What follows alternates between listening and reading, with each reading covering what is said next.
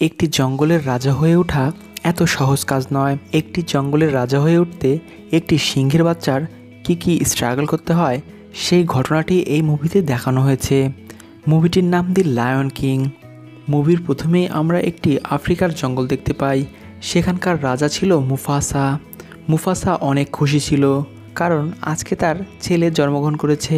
তার সেই ছেলেই সেখানকার পরবর্তী রাজা হবে, আর তার সেই ছেলেটির নাম রাখে সিম্বা। আর সিম্বা জন্মগ্রহণ করার জন্যে সেখানকার সমস্ত পশু পাখিও অনেক খুশি হয়।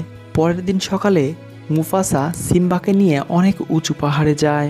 সেখানে গিয়ে মুফাসা সিম্বাকে অনেক দূর পর্যন্ত দেখায় আর বলে যে এখানকার রাজা আমি, আর আমার পরে তুমি এখানকার রাজা হবে, আর তোমাকে এখানকার সমস্ত কিছুই নিয়ন্ত্রণ করতে হবে। এত বড় রাজ্য নিয়ন্ত্রণ করার কথা শুনে সিম্বা হতাশ হয়ে যায়, কারণ সেটি ছিল অনেক বিশাল।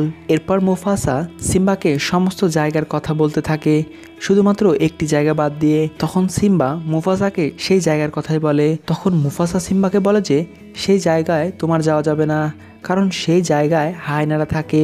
সেখানে তোমার জন্য লুকিয়ে আছে অনেক বিপদ, সেখানে তোমার মৃত্যুও হতে পারে। এই সকল কথা বলে মুফাসা সিম্বাকে অনেক সতর্ক করে। এরপরে মুফাসা সিম্বাকে নিয়ে বাড়ি যাচ্ছিল, তখনই মুফাসার কাছে একটি পাখি আসে, যেই পাখিটি ছিল মুফাসার। সেই পাখিটি এসে মুফাসাকে খবর দেওয়ার পর মুফাসা একদিকে চলে যায় আর সিম্বাকে বাসায় নিয়ে যাওয়ার জন্য বলে সেই পাখিটিকে। বাড়ি আসার সময় সিম্বার সাথে মুফাসার ভাইয়ের দেখা হয়। সিম্বার জন্মগ্রহণ করার পর মুফাসার ভাই একদমই খুশি ছিল না, কারণ মুফাসার পরে সিম্বাই রাজা হবে, আর মুফাসার ভাই কখনো সেখানকার রাজা হতে পারবে না, আর সে চায় সেখানকার রাজা হতে। তখন সিম্বা তার চাচাকে বলে যে আমি আমার বাবার সাথে পুরো জঙ্গল দেখেছি, যেই জঙ্গলে আমার বাবার পরে আমি রাজত্ব করব। তখন সিম্বার চাচা সিম্বাকে বলে যে তোমার বাবা তোমাকে সেই শ্মশান জায়গাও দেখিয়েছে কিনা। তখন সিম্বা তার চাচাকে বলে যে আমার বাবা সেখানে যেতে আমাকে নিষেধ করেছে, কারণ সেখানে আমার জন্য অনেক বিপদ লুকিয়ে আছে। তখন সিম্বার চাচা সিম্বাকে বলে যে সমস্ত বড়রা সেখানে গিয়েছে, কিন্তু তুমি ছোট জন্যে তোমাকে সেখানে যেতে নিষেধ করেছে। সিম্বার চাচার কথা সিম্বার একদমই ভালো লাগে না, তাই সে সেখান থেকে ঘরে চলে আসে। বাড়িতে সিম্বার একটা বন্ধু ছিল, যার নাম ছিল নালা। সিম্বা সারাদিন নালার সাথে থাকতো, খেলাধুলা করত। সেই দিনও নালা আর সিম্বা খেলতে খেলতে অনেক দূরে চলে যায়। সেই জায়গার কাছে তারা চলে যায় যেখানে তার বাবা তাদেরকে যেতে নিষেধ করেছিল। সিম্বা তার বাবার নিষেধ করা জায়গায় যেতে চায়। তখন তাদের সেই খবর দেওয়ার পাখিটি সিম্বাকে সেখানে যেতে নিষেধ করে, কিন্তু সিম্বা কারো কথাই শুনে না, কারণ সে প্রমাণ করতে চায় যে সে ছোট না, সে বড় হয়ে গিয়েছে। এরপর সিম্বা নালার সাথে সেই জায়গায় চলে যায়, আর তখনই সেখানে অনেক পরিমাণ হায়না এসে সিম্বা আর নালাকে ঘিরে ফেলে। সেখানে থাকা হায়নাগুলো সিম্বা আর নালার উপর হামলা করতে শুরু করে, আর তারা সেখান থেকে দৌড়ে পালাতে শুরু করে। আর তখনই সেখানে মুফাসা চলে আসে। মুফাসা এসে হায়নাদের সাথে অনেক মারামারি করে, আর হায়নার লিডারকে বলে যে আজকের পরে যদি কেউ সিম্বার কোনো ক্ষতি করার চেষ্টা করে তাহলে আমি কাউকে ছেড়ে দিব না, সবাইকেই মেরে ফেলবো। মুফাসার কথা শুনে হায়নার লিডার তার কাছে মাপ চায়। এরপর মুফাসা সিম্বাকে নিয়ে সেখান থেকে চলে যায়। তারা সেখান থেকে চলে যাওয়ার পর সেই হায়নার লিডারের কাছে মুফাসার ভাই আসে। সেখানে এসে মুফাসার ভাই সেই হায়নার লিডারকে বলে যে তোমরা যদি কোনোভাবে সিম্বাকে মেরে ফেলো তাহলে এই জঙ্গলের রাজা আমি হব। তখন তোমরা যে কোনো জায়গায় গিয়ে শিকার করতে পারবে, তোমাদেরকে শিকার করার জন্য কেউ আর কিছুই বলবে না। হায়নার লিডার মুফাসার ভাইয়ের কথায় রাজি হয়ে যায়। তারা সিম্বাকে মারার জন্য একসাথে কাজ করতে রাজি হয়। পরের দিন সকালে সিম্বার চাচা সিম্বাকে একটি পাহাড়ে নিয়ে যায়। সেখানে গিয়ে সিম্বার চাচা সিম্বাকে বলে যে তুমি যত ইচ্ছা এখানে গর্জন করতে পারো। সিম্বার চাচার কথা শুনে সে সেখানে গর্জন করতে শুরু করে, আর তার গর্জন করায় হায়নারা বুঝতে পারে যে সিম্বা সেখানেই আছে। আর তখনই তার চাচা সিম্বার দিকে অনেকগুলো বন্য গরুকে ধাওয়া করে নিয়ে আসে। তারা সে সকল কাজ হায়না আর সিম্বার চাচার প্ল্যান মোতাবেক করছিল। এরপরেই সিম্বার চাচা মুফাসার কাছে গিয়ে মুফাসাকে বলে যে সিম্বা অনেকগুলো বন্য গরুর মধ্যে আটকা পড়েছে, তাকে এখনই আমাদের বাঁচাতে যেতে হবে। মুফাসার ভাইয়ের কথা শুনে মুফাসা সিম্বাকে বাঁচাতে যায়। সেখানে গিয়ে মুফাসা দেখতে পায় সিম্বা অনেক বন্য গরুর উপরে একটি শুকনো ডালের উপর বসেছিল। তখন মুফাসা সিম্বাকে সেই শুকনো ডাল থেকে উদ্ধার করে নিয়ে পাহাড়ের উপর তুলে দেয়। এরপর মুফাসা যখন পাহাড়ের উপর উঠতে চায় তখন তার ভাই তাকে পাহাড় থেকে নিচে ফেলে দেয়। নিচে পড়ে মুফাসা অনেক বন্য গরুর পায়ে পিষে যায়। সমস্ত বন্যগরু যাওয়ার পর সিম্বা মুফাসার কাছে আসে। সিম্বা মুফাসার কাছে এসে দেখে যে মুফাসা পুরোপুরি অজ্ঞান হয়ে মাটিতে পড়ে আছে। এরপর সেখানে সিম্বার চাচা আসে আর সিম্বাকে বলে যে আজকে তোমার জন্য তোমার বাবা মারা গিয়েছে, তুমি এখন তোমার মায়ের কাছে কি জবাব দিবে? সবাই এটা ভাববে যে তুমি তাড়াতাড়ি রাজা হওয়ার জন্য তুমি তোমার বাবাকেই মেরে ফেলেছো। সিম্বার চাচার কথা শুনে সিম্বা অনেক ভয় পেয়ে যায়। তখন সিম্বা তার চাচাকে জিজ্ঞাসা করে যে আমার এখন কি করা উচিত। তখন তার চাচা তাকে বলে যে তুমি এখান থেকে অনেক দূরে অন্য কোথাও চলে যাও। সিম্বা যখনই সেখান থেকে চলে যেতে লাগছিল তখনই অনেকগুলো হায়না সিম্বার উপর আক্রমণ করে। তখন সিম্বা সে সকল হায়নাদের হাত থেকে কোনো রকমে পালাতে পারে। সিম্বার চাচা মনে করেছে সিম্বা মারা গিয়েছে, তাই সে সবার সামনে গিয়ে এলান করে যে সিম্বা আর মুফাসা দুজনে মারা গিয়েছে, তাই জন্য এখন থেকে এই জঙ্গলের রাজা আমি। মুফাসা আর সিম্বা মারা যাওয়ায় জঙ্গলের সকল পশু পাখিই অনেক কষ্ট পায়। এরপর আমরা সিম্বাকে দেখতে পাই যে একটি মরুভূমির মধ্যে দিয়ে হাঁটছিল। সে হাঁটতে হাঁটতে অনেক ক্লান্ত হয়ে পড়ে, তাই সে এক জায়গায় শুয়ে পড়ে।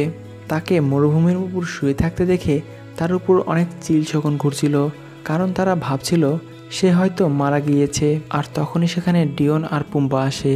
তারা এসে সিম্বার চারপাশের চিল শকুন সমস্ত কিছু সরিয়ে দেয় আর সিম্বাকে বলে যে আমি তোমার জান বাঁচিয়েছি, তোমাকে বেঁচে থাকতে সাহায্য করেছি। তাদের এই সকল কথা সিম্বা কোনো গুরুত্ব দিচ্ছিল না, কারণ তার বেঁচে থাকার কোনো ইচ্ছাই ছিল না। তখন ডিওন আর পুম্বা তাদের টিমে সেই সিংহর বাচ্চাটিকেও নিয়ে নেয়। এরপর তারা তাদের সাথে করে সিম্বাকে নিয়ে জঙ্গলে চলে যায়। আর সেই জঙ্গলটা ছিল অনেক সুন্দর।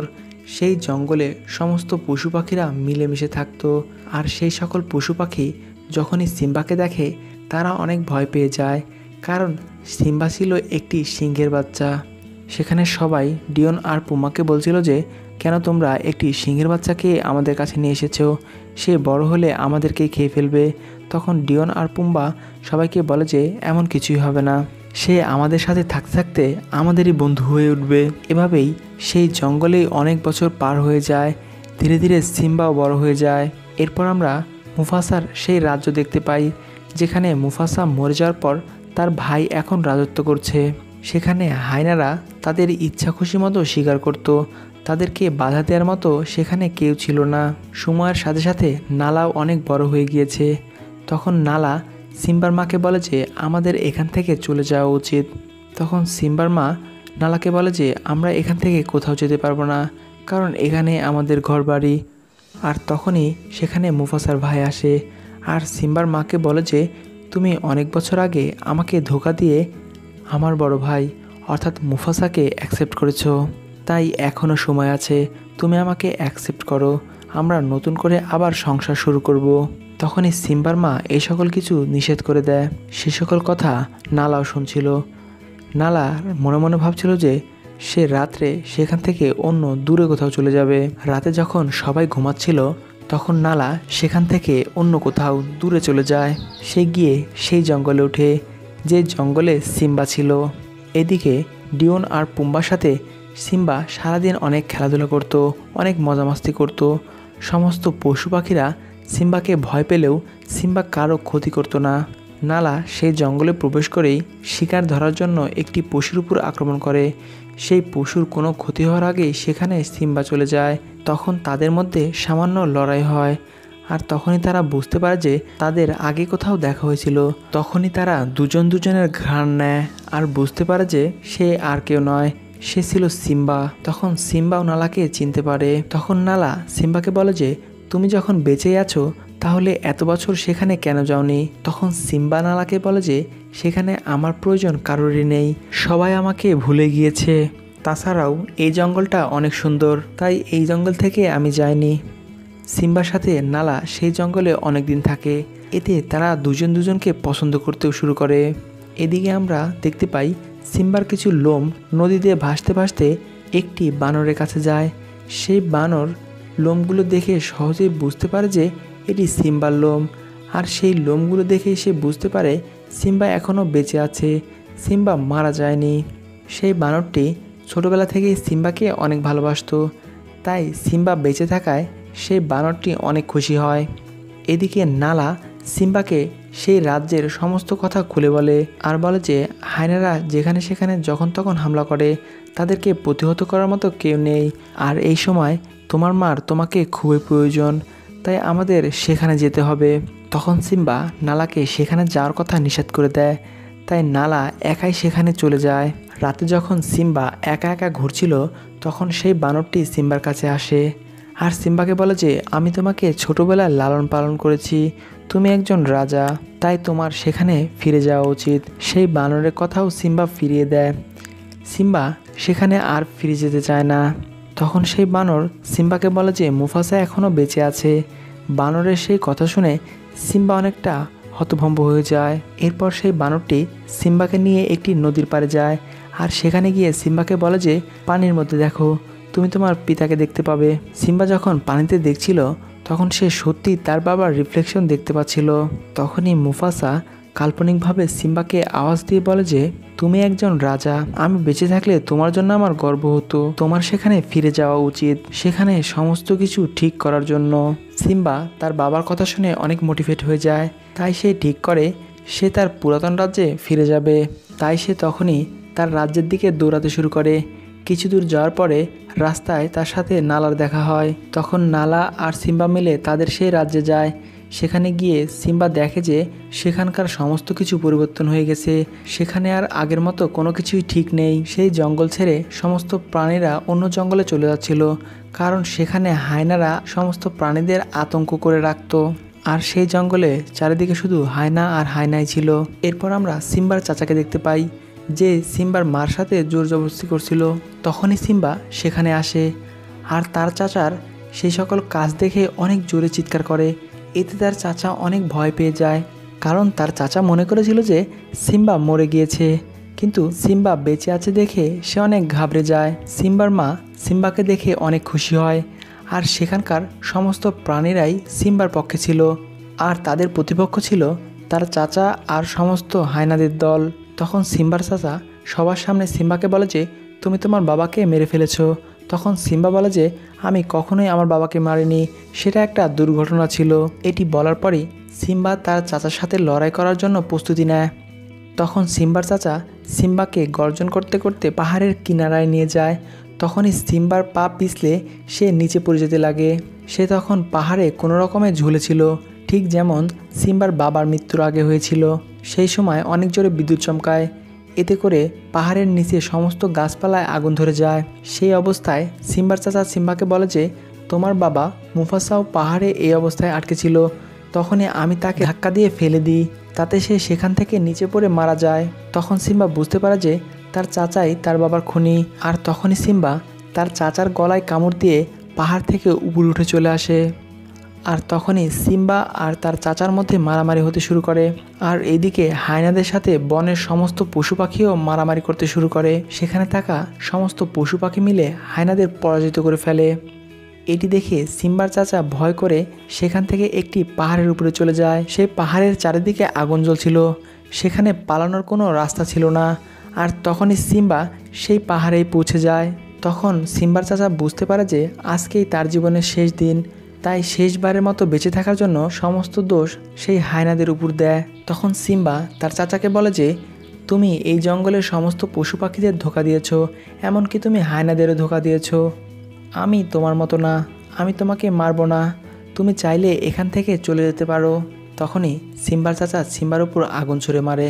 তখন সিম্বা তার উপর আক্রমণ করে বসে।